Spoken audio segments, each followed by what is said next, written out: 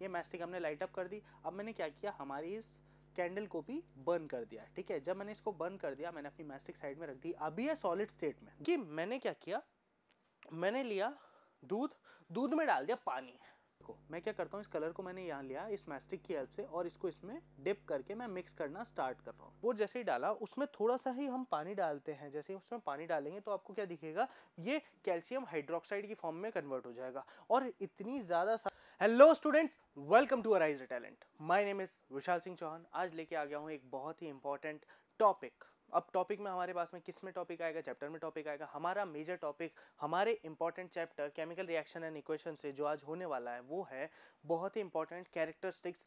जैसे कि आपने लास्ट जो हमारा प्रीवियस लेक्चर था उसमें आपने कुछ इंपॉर्टेंट कैरेक्टरिस्टिक्स ऑलरेडी डिस्कस कर लिए थे, ठीक है। एक्सपेरिमेंट में आपने देख लिया था। अब हम आज हमारे बहुत ही इस पर्टिकुलर टॉपिक की बात करूँ ना, आज का जो टॉपिक रहने वाला है इसमें बहुत ही मेजर कंसिडरेशन रहेगी, क्योंकि इसमें हमें टेम्परेचर में फेरबदल करने पड़ेंगे। अब फेरबदल काफ़ी इंपॉर्टेंट रहते हैं, तो आपको बताइए काफ़ी इंपॉर्टेंट पॉइंट ऑफ कंसिडरेशन रहने वाला है आज का टॉपिक। और काफ़ी इंपॉर्टेंट रहेगा क्योंकि रिएक्शंस में काफ़ी ज़्यादा झोलमोल करते हैं ना, तो मज़ा बड़ा आता है। तो इसी झोलमोल को आज शुरू करेंगे आप और मैं मिलकर, जो हम करेंगे इस पर्टिकुलर लेक्चर के अंदर। तो बिना किसी देरी के साथ आ जाओ मेरे साथ, शुरुआत करते हैं हम आज के लेक्चर की, ठीक है। सबसे पहले मैं बात करूंगा, देखो अब मैंने कल आपसे कैरेक्टरिस्टिक्स की बात करी तो सबसे पहला जो हमारे पास में मेजर कैरेक्टरिस्टिक्स आने वाला है वो है चेंज इन कलर।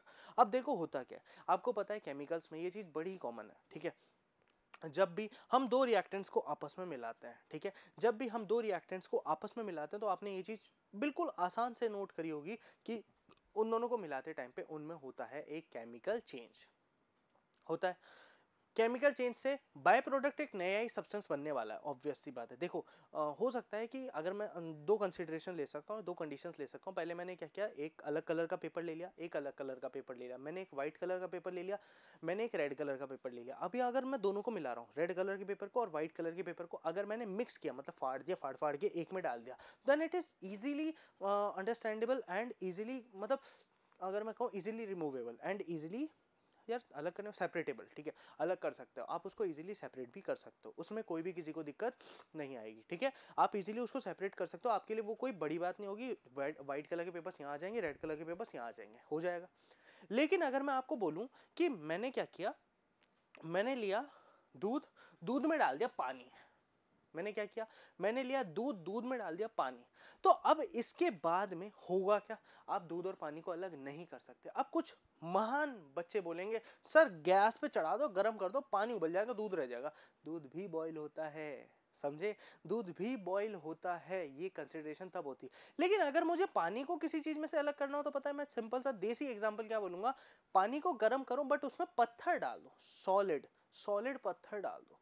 मतलब जब पानी बॉईल होगा, पानी बॉईल होके पूरी तरह से इवेपोरेट हो जाएगा, पानी अलग हो जाएगा, लेकिन वो पत्थर नहीं पिघलेगा। वो पत्थर, वो सॉलिड, वो स्टोन वहीं का वहीं रहेगा, वो स्टोन नहीं मेल्ट होने वाला। और वहां पे हम क्या कैरेक्टरिस्टिक्स देंगे कि अब चीजों को अलग कर सकते हैं। लेकिन क्या आप सेम मतलब दूध और पानी को अलग कर सकते हो, नहीं कर सकते। तो कई सारी चीजें सेपरेटेबल रहती, कई सारी चीजें सेपरेटेबल नहीं हो सकती, ठीक है। लेकिन हुआ क्या, यहाँ पे रिएक्टेंट्स, दो अलग अलग टाइप के रिएक्टेंट्स मिलके एक बाय प्रोडक्ट, एक प्रोडक्ट फॉर्म कर रहे हैं। क्या फॉर्म कर रहे हैं, एक प्रोडक्ट का फॉर्मेशन कर रहे हैं, ठीक है। यहाँ पे मैं बात कर रहा हूँ सबसे पहले कलर की। किसकी बात कर रहा हूँ, सबसे पहले जिसकी मैं बात करने वाला हूँ वो है हमारे कलर की बात करने वाला हूँ, ठीक है। जब मैं दो अलग अलग रिएक्टेंट्स को लेता हूँ तो मैं क्या देखता हूँ कि इन दोनों को मैं कैरेक्टराइज कर सकता हूँ कि इन दोनों को मिलाने के बाद में एक नया बाय प्रोडक्ट बना, जिसकी वजह से उसमें कलर में काफी ज्यादा चेंजेस आए। क्या है, कलर में काफी ज्यादा चेंजेस आए। जहां मैं क्या बोलूंगा, केमिकल रिएक्शन जिसमें जब सबसे major important point of consideration, एक मैं एग्जांपल ले लेता हूं, मैं सही बताऊं ना, मैं आपको देसी एग्जांपल से समझाता हूं। अब उसके पीछे का मेजर रीजन क्या है, देखो अगर मैं ये केमिकल्स यहाँ आपके सामने ऐसा नहीं, अभी नहीं ला सकते, अभी लाके रख देंगे यूं करके, ये येलो कलर चेंज हो गया। लेकिन पता है क्या होगा, वो चीजें आप अपनी डेली लाइफ में नहीं कर पाओगे, समझना। अभी हमारे एक्सपेरिमेंट्स डेली लाइफ से रिगार्डिंग पता है क्यों होते हैं, उसके पीछे का मेजर रीजन क्या है। अगर आपको भी ऐसा कुछ समझना है ना, आप अपने नियर बाय शॉप्स पे देखो, जो भी हम सामान मंगा रहे हैं या जो भी हम सामान ला रहे हैं एक्सपेरिमेंट्स के लिए, वो ऑब्वियस है, वो हर किसी को मिलता है। अभी मैं लास्ट प्रीवियस लेक्चर में इनो, पानी, दूध लाया, आपको पता है नीचे की दुकान पे, किराने की दुकान पे सबको मिल जाएगा, आपके सामने कहीं पे किराने की दुकान पे मिलेंगे, वहाँ पे सब चीज़ें अवेलेबल होंगी। गर्म करने के लिए दूध कहाँ गर्म करना है आपको पता है, नींबू कहाँ मिलेगा, सब्जी मंडी में, ज़्यादा ठेले चलते रहते, घर के बाहर ही आ जाएगा, हो जाएगा।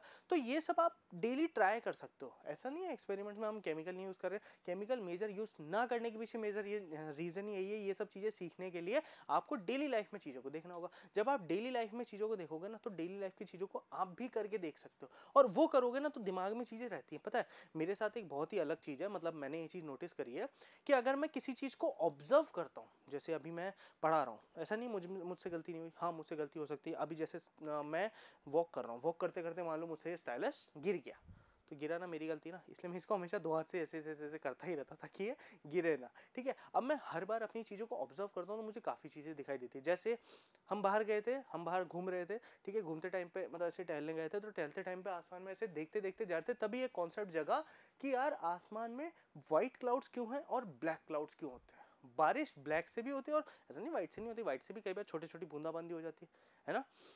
बरसात धूप में भी होती है, एक कॉन्सेप्ट तो ये भी है, धूप में भी बारिश होती है कई बार, मतलब सनलाइट आ रही है फिर भी बारिश हो रही है सनलाइट नहीं भी आ रही, वैसे उसका कोई मेजर रीज़न नहीं। हमें ऑब्जर्व करके तो दिखता है ना कि लाइट पहले दिखाई देती है, साउंड बाद में, यानी लाइट की स्पीड ज़्यादा है। ये भी आपने कभी ना कभी थंडर कंडीशन में देखा होगा। तो जो चीज़ें आप देखते हो ना वो आपके दिमाग में हमेशा के लिए फिट हो जाती है। इसलिए ऑब्जर्वेशन भी जो हम करा रहे हैं ना, ये आप भी कर सकते हो, और आपके माइंड में भी वो चीज़ 110% हमेशा के लिए ही रहने वाली है, ये मेरी गारंटी है, ठीक है। चलो तो अब हम आगे बढ़ते हैं। तो क्या होता है, हम सिट्रिक एसिड एग्जांपल पे आ जाते हैं। सिट्रिक एसिड को लेते हैं और पर्पल कलर के पोटेशियम परमैंगनेट सॉल्यूशन के साथ में जब उसको मिलाते हैं तो वो पर्पल जो है, देखो मैंने सिट्रिक एसिड लिया, पोटेशियम परमैंगनेट का ये सॉल्यूशन है, ये वाला हमारा सॉल्यूशन है पोटेशियम परमैंगनेट का। अब जैसे ही इस पोटेशियम परमैंगनेट के सॉल्यूशन में मैं सिट्रिक एसिड को धीरे धीरे मिलाता हूँ और इसको शेक करता जाता हूँ, कंटिन्यूसली शेक करता जा रहा हूँ, मेरे यार वाइब्रेशन हो रहा है, मैं तो शेकिंग शेकिंग चल रहा है। तो शेक करते टाइम पे धीरे धीरे धीरे धीरे लाइट होते जाएगा, और एक प्रॉपर कंडीशन, ये तो लाइट वाली कंडीशन है, और एक प्रॉपर कंडीशन ऐसी भी आएगी जब ये क्या हो जाएगा, पूरा का पूरा कलरलेस ही हो जाएगा। पहले लाइट, देन और लाइट, देन और लाइट, देन डल, देन डल, देन डल, देन डल, देन कलरलेस, स्क्रीन कलरलेस हो जाती है अगर मैं चला जाता, ठीक है। ये हो गया था, तो ये समझ में आया। अब ये हमारा पहला कैरेक्टरिस्टिक्स, चेंज इन कलर। यहाँ तक किसी को भी कोई दिक्कत नहीं आनी चाहिए। तो चलो पहले इसका एक बढ़िया सा एक्सपेरिमेंट देखते हैं कि अगर हम डेली लाइफ में देखें तो ये चेंज इन कलर किस चीज़ में होता है अगर मैं दो चीज़ों को मिलाता हूँ तो। आ जाओ। हाँ तो बच्चों देखो, अभी मैं तुम्हें बताने वाला हूँ किसके बारे में, चेंज इन कलर के बारे में। अब देखो कलर में क्या होता है, मैंने रिएक्टेंट्स की फॉर्म में, यहाँ पे हमारे पास में नॉर्मल सा कलर है, अभी ये सब तुम भी कर सकते हो, और हमने लिया है वाटर।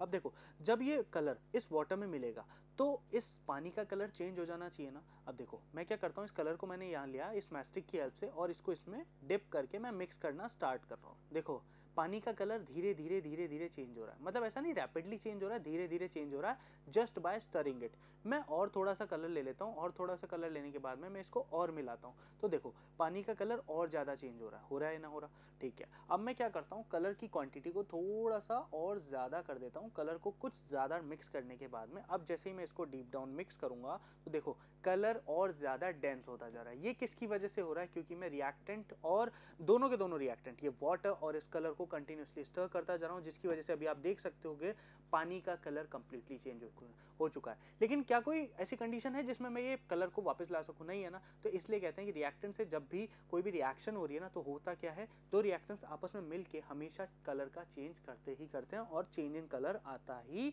आता है। बात समझ में आई यहाँ तक? हाँ तो बच्चों देख लिया कैसे हुआ चेंज इन कलर, ठीक है। कलर के बारे में तो समझ गए। अब कलर के बारे में समझ चुके हो तो चलो इधर आओ, तुम भी आओ, बढ़िया। अब हम समझेंगे टेम्परेचर के बारे में। किसके बारे में, टेम्परेचर के बारे में।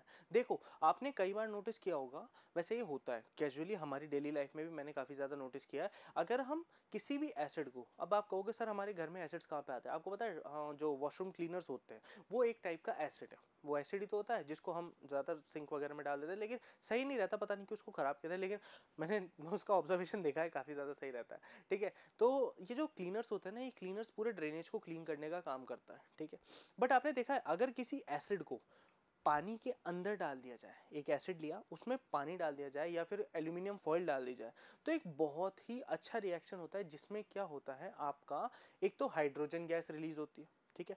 प्लस हाइड्रोजन गैस टेम्परेचर में काफ़ी ज़्यादा हाई रहती है, और इनके रिएक्शन की वजह से इनके आउटर जो सरफेस होता है, इनका बाहर का जो सरफेस होता है, इसमें बहुत ज़्यादा टेम्परेचर इंक्रीमेंट आता है। टेम्परेचर इंक्रीमेंट की वजह से जो ग्लास बीकर या फिर आप किसी भी कंटेनर में इसको रखते हो, जैसे कि अगर मैं यहाँ पे बताऊँ, मैंने एक ग्लास बीकर लिया है, ग्लास बीकर में मैंने क्विकलाइम यानी कैल्शियम ऑक्साइड जो हमारे घरों में यूज़ होता है ना, वो पुट्टी, वो चूना चूना बोलते हैं जिसको, वो जैसे ही डाला, उसमें थोड़ा सा ही हम पानी डालते हैं, जैसे ही उसमें पानी डालेंगे तो आपको क्या दिखेगा, ये कैल्शियम हाइड्रोक्साइड की फॉर्म में कन्वर्ट हो जाएगा और इतनी ज़्यादा साथ के साथ में हीट रिलीज करेगा ना कि आपको बीकर के कॉन्टैक्ट सरफेस पे भी इसकी हीट फील हो जाएगी। ठीक है, तो ये होता है जब दो पर्टिकुलर रिएक्टेंट्स, यहाँ पे रिएक्टेंट्स कौन कौन से हुए, पहला हुआ हमारे क्विकलाइम कैल्शियम ऑक्साइड और दूसरा वाला जो हमारा ये होने वाला है, दूसरा हमारा कौन सा, पहला तो क्विकलाइम कैल्शियम ऑक्साइड है, आजा यार, क्विकलाइम कैल्शियम ऑक्साइड और ये बनेगा हमारा कैल्शियम हाइड्रोक्साइड में, और ये किसकी वजह से होगा, हमारे वाटर की वजह से ही होगा। किसकी वजह से होगा, हमारे वाटर की वजह से होगा। अब ये तो आपको यहाँ पे बात समझ आ गई, जहाँ पे आपको पता चला कि कुछ रिएक्शंस इस तरह से कैटेगराइज होती है कि जब रिएक्टेंट्स को मिलाया जाता है तो फिर प्रोडक्ट बनाते टाइम पे वो किसी न किसी मतलब हम ये सिंपल सा कह सकते हैं, चेंज इन टेम्परेचर उनमें आता ही आता है। टेम्परेचर चेंज तो 110% आएगा ही आएगा। ठीक है, फिर मैं बात करता हूँ the chemical reaction between quicklime and water to form slake lime is characterised by a change in temperature. अब देखो, वाटर और जो हमने क्विकलाइम लिया, इन दोनों का जो कंप्लीट रिएक्शन होता है, इनकी वजह से क्या होता है, हीट रिलीज होती है। हीट रिलीज के टाइम पे ये स्लेक्ड लाइम या फिर कैल्शियम हाइड्रोक्साइड फॉर्म करता है, जहाँ पे हीट, यानी आप सिंपल कह सकते हो चेंज इन टेम्परेचर हुआ है। क्या हुआ है, चेंज इन टेम्परेचर होता ही होता है। इतना तो आपको समझ में आ गया, बहुत बढ़िया। और इसको पर्टिकुलरली, इसको जब हमारी हीट बन रही है, इसको कहा जाएगा एक्सोथर्मिक रिएक्शन। क्या कहा जाएगा, एक्सोथर्मिक रिएक्शन। जब हीट राइज हो रही है किसी भी बॉडी में, मतलब बॉडी पहले से गर्म नहीं है, उसको गर्म किया जा रहा है, बॉडी पहले से गर्म नहीं है, उसको गर्म किया जा रहा है, तब वो आएगी किस में, एक्सोथर्मिक की कंडीशन में। किस में आएगी, एक्सोथर्मिक की कंडीशन में। जब हमने किसी भी पर्टिकुलर, जब मैं किसकी बात कर रहा हूँ, जब हमने किसी भी पर्टिकुलर पॉइंट पे, अगर मैं बात करता हूँ किसी भी पर्टिकुलर ऑब्जेक्ट में हीट का या फिर राइज इन टेम्परेचर हो रहा है तो एक्सोथर्मिक, अगर टेम्परेचर फॉल हो रहा है तो एंडोथर्मिक रिएक्शन। अभी कौन सा है हमारे पास में, एक्सोथर्मिक रिएक्शन। अगर फॉल इन टेम्परेचर आता तो आप क्या बोलते हैं, एंडोथर्मिक रिएक्शन। तो एक्सोथर्मिक आपको समझ में आ गया। चलो अब हम चलेंगे किस पे, हमारे एंडोथर्मिक रिएक्शंस पे। किस पे, हमारे एंडोथर्मिक रिएक्शन पे, जहाँ पे सेम होता है। हमने क्या लिया, बेरियम हाइड्रोक्साइड और अमोनियम क्लोराइड को लिया, जिससे बेरियम क्लोराइड फॉर्म हुआ, और उसको हम बोलेंगे चेंज इन टेम्परेचर से, लेकिन धीरे धीरे विद रेस्पेक्ट टू टाइम। अभी देखो, अगर मैं डेली लाइफ एग्जाम्पल की बात करूँ, जो अभी मैं आपको दिखाने भी वाला हूँ, हमने वाटर लिया, ठीक है, जैसे ही हमने वाटर को लिया, पानी को गर्म किया, पानी को गर्म किया, छोड़ दो उसको, गर्म पानी को छोड़ दो, आप क्या देखोगे, हीट निकल रही है। निकलेगी कि नहीं निकलेगी, हीट जो है स्लोली स्लोली स्लोली स्लोली बाहर निकल जाएगी, मतलब इसमें से बाहर निकल जाएगी। उसमें कोई दिक्कत होगी नहीं होगी। आप बीकर लिया, भगोने में पानी को गर्म किया, पानी को गर्म करने के बाद में पानी इवेपरेट होगा, इवेपरेट होने के बाद में वो धीरे धीरे कूल होगा, मतलब हीट इसमें बढ़ नहीं रही है, इससे हीट रिलीज हो रही है। क्या हो रहा है, हीट रिलीज हो रही है। जिस भी पर्टिकुलर बॉडी से हीट रिलीज होती है उसको बुलाया जाता है एंडोथर्मिक रिएक्शन। इस पर्टिकुलर सॉर्ट ऑफ रिएक्शंस को हम क्या बुलाते हैं, एंडोथर्मिक रिएक्शंस। क्या बुलाते हैं, एंडोथर्मिक रिएक्शंस हम लोग बुलाते हैं।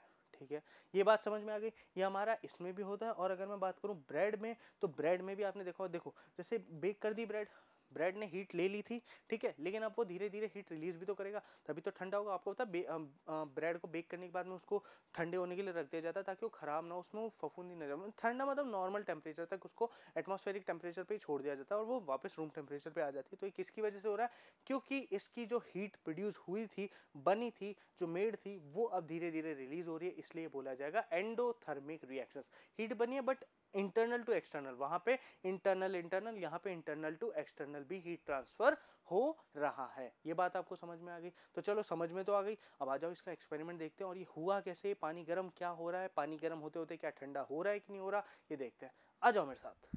तो बच्चों अब मैं आपको समझाने वाला हूँ एक्सोथर्मिक रिएक्शन के बारे में। देखो, जब भी किसी भी सब्सटेंस से हीट रिलीज होती है, उसका टेम्परेचर इंक्रीज होता है, तो एक्सोथर्मिक रिएक्शन होती है। यहाँ पे ये आपको दिख रहा है, ये व्हाइट व्हाइट क्या है, ये एक्चुअली में ध्यान से देखोगे तो ये है कपूर। कपूर जो घरों में यूज होती है ना पूजा के टाइम पे, ये वो वाली कपूर है। अब इस कपूर से एक्सोथर्मिक रिएक्शन देखने के लिए हमें इसको बर्न करना पड़ेगा, क्योंकि अभी इसका टेम्परेचर एटमॉस्फेरिक टेम्परेचर के इक्विवेलेंट है। जैसे ही मैं क्या करूँगा, हमने लिए माचिस, हमारी माचिस को लेने के बाद में मैं इसको लाइट अप करूँगा कुछ इस टाइप से, और लाइट अप करने के बाद में इस कपूर में लगा दूंगा प्यारी सी आग। अब जैसे ही मैंने इसमें आग लगाई है, देखो बहुत जल्दी फायर कैचअप करता है, आपको दिखाई दे रहा होगा ये फायर कैचअप कर चुका है और इसकी फ्लेम भी कुछ पर्पलिश एंड ऑरेंज आती है, मतलब purple purple type and orange type की फ्लेम होगी, हल्की फुल्की अगर आपको दिख रही होगी तो ठीक है, नहीं तो आपको दिखाई दे रहा है। अब इसमें क्या हो रहा है, चेंज इन टेम्परेचर, मतलब हीट इंक्रीज हो रही है। भैया मैं तो आग से खेलने वाला आदमी नहीं हूँ, लेकिन मुझे इसको रखना पड़ेगा, नहीं तो मेरे हाथ को जला देगा कुछ इस टाइप से। अब आपको दिखाई दे रहा होगा कि हो क्या रहा है, ये कपूर धीरे धीरे बर्न हो रही है, बर्न हो रही है,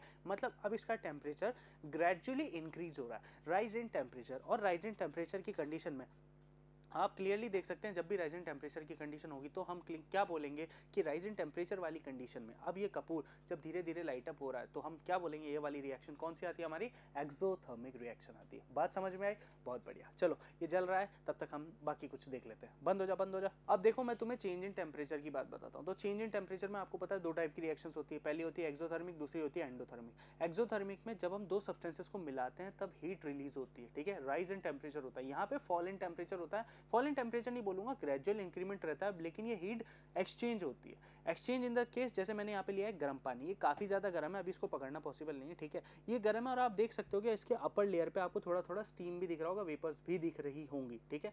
अब ये गर्म होने के साथ साथ इसमें क्या हो रहा है, देखो गर्म है तो इसकी हीट एटमॉस्फेयर के साथ में रिलीज हो रही है। कैसे, मैं बताता हूँ। अभी इसका टेम्परेचर काफी ज्यादा हाई है, ठीक है, हीट हमेशा कहां से जाती है, हाई टेम्परेचर से लो टेम्परेचर। अभी लो टेम्परेचर क्या है, इसके आसपास की सराउंडिंग जो है एक्चुअली में हमारा एसी का टेम्परेचर जो 23 पे सेट है, इसका टेम्परेचर हो सकता है मेरे हिसाब से 40-50 के आसपास होगा ही होगा, 100% 40-50 60-70 के आसपास होगा। तो ये धीरे धीरे धीरे धीरे क्या हो रहा है, ठंडा हो रहा है, किसके रेस्पेक्ट में, क्योंकि इसकी हीट रिलीज हो रही है वेपर्स की फॉर्म में, कहाँ पे, आसपास। आसपास इन द सेंस मतलब हमारे एसी के रेस्पेक्ट में जो एटमॉस्फेरिक टेम्परेचर है उसके सराउंडिंग्स को कूल करते करते ये पानी थोड़ी देर में क्या होगा, ठंडा हो जाएगा और ये बिल्कुल पकड़ने लायक हो पाएगा, बट अभी नहीं है, ठीक है। ये बात समझ में आई कैसे होता है चेंज इन टेम्परेचर, और ये है हमारी एंडोथर्मिक रिएक्शन। समझ में आया कैसे हुआ change in temperature, change in temperature का मेजर रीजन क्या रहा, चेंज इन टेम्परेचर किस तरह से हुआ, ये तो आपको समझ में आ गया। अब हम इसके अगले पॉइंट पे आएंगे जो रहेगा हमारा चेंज इन स्टेट। कौन सा रहने वाला है, स्टेट चेंज। अब देखो इसके लिए सबसे मेजर आपके घरों का डेली लाइफ एग्जाम्पल दे रहा हूँ, वो है, बताओ बताओ, चलो बताओ, सोचो यार, बहुत देर लगा दो, चलो मैं ही बता देता हूँ। आइस, आइस सबसे बड़ा एग्जांपल है, सबके घरों में आइस होगी, और अभी गर्मियों का मौसम चल रहा है तो ऑब्वियस सी बात है गर्मियों में तो पसीने पसीने निकलते हैं, तो फिर आप क्या करते हो, फ्रीजर में से आइस निकालते हो, कोल्ड ड्रिंक पीते हो। मैंने पिया कुछ नहीं, लेकिन फिर भी मेरी तबीयत थोड़ी डाउन हो गई। बट आप लोग अभी ध्यान रखना, अभी थोड़ी गर्मी ज़्यादा ही है, टेम्परेचर ऊपर नीचे हो रहा है, इसलिए अपने सेफ्टी रखना, ऐसा ना हो मेरी तरह बीमार हो जाओ, मैं तो, पर तुम नहीं, ठीक है। चलो अब समझना मेरी बात को, अभी आइस को हमने लिया, आइस क्यूब को हमने लिया, फ्रीजर में से निकाला, फ्रीजर में से निकालने के बाद में अपने पाम ऑफ हैंड में रख लो, या फिर किसी टेबल पे या फिर किसी भी ऑब्जेक्ट पे रख दो। एटमॉस्फेरिक टेम्परेचर के साथ में आप क्या देखोगे, रिएक्शन क्या होगा, धीरे धीरे धीरे धीरे उसकी स्टेट क्या थी, वो सॉलिड स्टेट में फ्रीजर से निकला था। जब आप उसको रखोगे धीरे धीरे क्या होगा, हीट की वजह से आइस में से वेपर्स निकलेंगे, कूल वेपर्स। ये कूल वेपर्स एक्चुअली में क्या करेंगी, एटमॉस्फेरिक टेम्परेचर के साथ में हायर टेम्परेचर से लोअर टेम्परेचर में हीट का ट्रांसफर होता है। मतलब अभी के कंपैरिजन में, अभी आइस का मान लो टेम्परेचर होगा कुछ माइनस में हो सकता है, या फिर हो सकता है माइनस में, मान लो -12 डिग्री सेल्सियस, ठीक है, और बाहर का होगा 35 डिग्री, अभी यहाँ का तो 39 के आसपास चल रहा है, 39-40 डिग्री सेल्सियस है, ठीक है। 40 डिग्री के कंपैरिजन में 40 डिग्री, अभी इस रूम का 23 हो रहा है, जो हमारा एसी है वो 23 पे चल रहा है, तो अभी 23 मान लेते हैं, 23 है। तो अभी ज्यादा टेम्परेचर में कौन है, डोमिनेंस पे कौन है, हमारा रूम। तो 23 से -12 डिग्री पे अब वो जो आइस है वो भी 23 तक जाएगी, क्योंकि रूम तो कम नहीं होने वाला, रूम उतना ही रहेगा, 23 पे सेट है, तो रूम के टेम्परेचर पे वो आइस जाएगी। तो 23 तक जाने के लिए वो धीरे धीरे अपनी हीट, लेटेंट हीट की फॉर्म में रिलीज करेगी, जिसकी वजह से क्या होगा, धीरे धीरे धीरे धीरे आइस जो है वो मेल्ट होना स्टार्ट कर देगी। जैसे अगर मैं बात करूँ, जो हमारी ये मोमबत्ती है, अगर आप इसको भी देखो, मोमबत्ती को हम जलाते हैं, इसी का मैं भी दिखाऊंगा, मोमबत्ती को जब हम जलाएंगे तो धीरे धीरे जो सॉलिड वैक्स होता है ये लिक्विड की फॉर्म में कन्वर्ट हो जाता है। वहीं पर जो आइस होगी वो धीरे धीरे धीरे धीरे मेल्ट होने लगेगी, और मेल्ट होने की वजह से वो धीरे धीरे धीरे अपनी स्टेट चेंज करेगी, तब तक जब तक वो एटमॉस्फेरिक टेम्परेचर के बराबर नहीं आ जाती। और जैसे ही वो एटमॉस्फेरिक टेम्परेचर के आसपास भी पहुंचने वाली होगी ना, आपको पहले ही दिख जाएगा वैसे तो, पर वो पूरी तरह से कंप्लीटली लिक्विड फॉर्म में उसका स्टेट चेंज हो जाएगा। क्या हो जाएगा, लिक्विड फॉर्म में उसका स्टेट चेंज हो जाएगा, और ये आपको क्लियरली अपनी आंखों से विजिबल भी होगा ही होगा, ठीक है, ये बात आपको समझ में आई। यही रहता है जब हम स्टेट चेंज को देखते हैं, क्यों? और ये हमने मोमबत्ती की बात करी, वहाँ पे आप घरों में देखना चाहें आपके मोमबत्ती भी हो सकती है, या फिर आपके घरों में आइस सबसे बड़ा, अभी के रेस्पेक्ट में सबसे बड़ा एग्जाम्पल ही आइस का रहेगा। यहाँ तक आपको बात समझ में आई? यहाँ तक किसी को भी कोई दिक्कत हुई नहीं हुई होगी तो पहले तो चलो ये आइस को, ये इसको वैक्स को देख लेते हैं कि वैक्स कैसे मेल्ट डाउन होती है सॉलिड टू लिक्विड स्टेट में। तो चलो आ जाओ मेरे साथ। अभी देखो क्या है, ये है मोमबत्ती हमारे पास में, ये कैंडल है। अब इस कैंडल में आपको पता है जो स्टेट चेंज होता है, स्टेट चेंज में क्या होता है, जो कैंडल है एक्चुअली में वैक्स की फॉर्म में कन्वर्ट हो जाएगी। अभी ये सॉलिड स्ट्रक्चर में, जैसे ही मैं इसको बर्न करता हूँ with the help of my match box and match stick, मैंने इसको क्या किया है, अभी तो मैच स्टिक ही नाराज हो रही है, ये मैच स्टिक हमने लाइट अप कर दी। अब मैंने क्या किया, हमारी इस कैंडल को भी बर्न कर दिया। ठीक है, जब मैंने इसको बर्न कर दिया, मैंने अपनी मैस्टिक साइड में रख दी। अभी ये सॉलिड स्टेट में दिख रहा है ना, कंप्लीटली सॉलिड स्टेट में। लेकिन मैं जैसे ही क्या करूंगा, इसको थोड़ा सा टिल्ट कर दूंगा ताकि इसका वैक्स हीट अप होने लग जाए। आपको ध्यान से ये ड्रॉपलेट्स दिखाई दे रही होंगी, अगर आप ध्यान से देखोगे तो आपको ये ड्रॉपलेट्स दिखाई दे रही होंगी। ये एक्चुअल में ये जो ड्रॉपलेट्स है, ये जो पानी इसमें बूंदे गिर रही हैं, ठीक है। अभी देखो सॉलिड स्टेट से मेल्ट डाउन हो रहा है किसका, हमारे इस वैक्स का। और ये वैक्स धीरे धीरे नीचे पानी में, ये नीचे हमारी प्लेट में वैक्स जो है सॉलिड टू लिक्विड कन्वर्जन हो रहा है। यहाँ पे क्या हुआ, स्टेट चेंज हुआ। लेकिन पता है जो नीचे भी गिर रही है ना, ये थोड़ी देर बाद ठंडी हो गई, ये भी पूरा प्रॉपर सॉलिड वैक्स फॉर्म में चेंज हो जाएगा। और यही प्रॉपर वो रीजन रहता है जिसकी वजह से हम बोलते हैं कि चेंज इन स्टेट हुआ है किस में, हमारी इस कैंडल में। ठीक है, ये बात समझ में आ गई कैसे candle wax solid to liquid में कन्वर्ट हुआ। बात समझ में आ गई क्या हुआ है यहाँ पे, किस तरह से वैक्स मेल्ट डाउन हुआ। आई होप सबको समझ में आ गया हो, किसी को भी कोई दिक्कत नहीं रही होगी। ठीक है, चलो इसी के साथ हमारा आज का लेक्चर भी होता है कंप्लीट। मुझे लगता है इसमें तो किसी को भी कोई दिक्कत नहीं आनी चाहिए, आपको सारी चीज़ें समझ में आ गई होंगी, किसी को भी कोई प्रॉब्लम नहीं रही होगी। तो thank you so much for watching the video. मिलता हूँ आपसे बहुत जल्दी नए वीडियो में, नए कॉन्सेप्ट में, किसी नए श्रीखंड के साथ। तब तक के लिए ध्यान रखिए अपना, मज़ा आएगा नेक्स्ट लेक्चर में, बने रहना मेरे साथ। कुछ तो छोड़ना चाहिए ना, नहीं तो तुम लोग कहोगे सर पहले ही बता दिया, फिर क्या, फिर आओगे ही नहीं, मज़ा नहीं आएगा ना। तो जल्दी मिलूंगा आपसे नए वीडियो में, नए लेक्चर में, नए कॉन्सेप्ट के साथ। तब तक के लिए ध्यान रखिए अपना। गुड बाय, टेक केयर, सी या।